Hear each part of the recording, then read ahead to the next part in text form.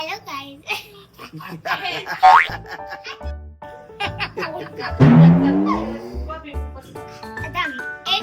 Hello guys, आज आपण बनवत आहे कोल्ड कॉफी.